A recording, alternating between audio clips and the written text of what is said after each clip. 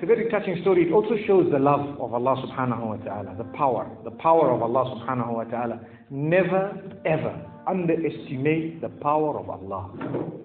You know, there was a sheikh who mentioned this in Saudi Arabia, and there was a doctor that visited him from Pakistan and told him a story that happened to him. So he says, what happened to me? He says, the doctor who's speaking is a top neurologist, one of the top doctors in Pakistan, or, you know, a very, very good doctor, very hard to meet. It's said that perhaps you'd have to wait months on end before you can get an appointment to see him.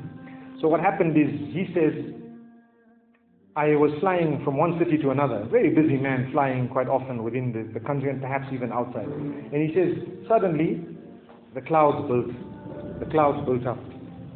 Huge clouds, and the lightning started striking, and it started pouring, and there was lots of turbulence, and one of the engines was struck, and it was damaged, so we had to land.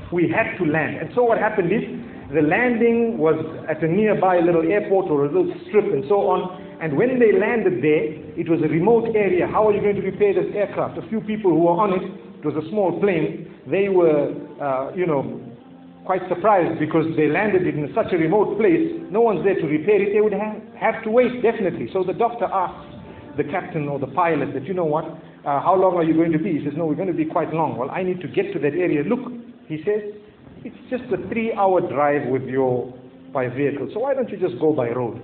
You know, you can go there and get there. He says, okay, good idea, because this is going to take long.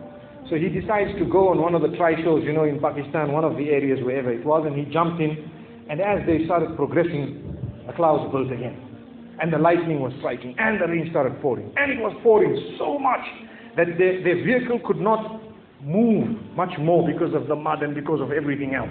And so it was quite an open area with a bit of farmland. And after a while they realized, look, we're not getting anywhere. There's a little house here. Why don't we just go there? We can read our salah. Perhaps we can, see, have a bit of a meal or whatever else. And they decided to knock the door. Strange people, strange land, far off, out in the rurals.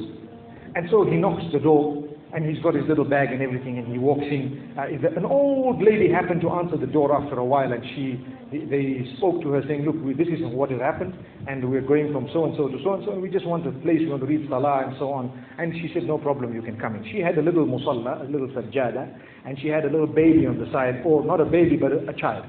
And the child, every little while, she's actually checking on the child, and she's sitting on that musalla, making dua and reading her own salah. These people fulfilled their salah, did whatever they had to, and when they were about to leave, they spoke to the old lady, saying, thank you very much, jazakumullah khair, and so on, and, we're going, what's happening to this child, So the woman says, look, the child is an orphan, and the child is unwell, not well at all, very sick, and we've been to all the doctors around.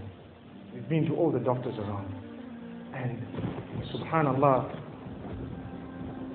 I'm the grandmother of this child. The doctors have told us that there is only one specialist around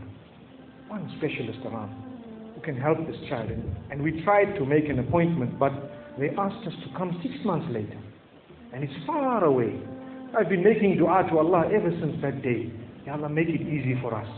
Child is sick. Make it easy for us, Ya Allah. So the man says, what's the name of that specialist? So the granny says, it's Dr. Ishan. Immediately this doctor burst into tears. He burst into tears. Straight away, he burst into tears. Why are you crying? Your dua has just been accepted.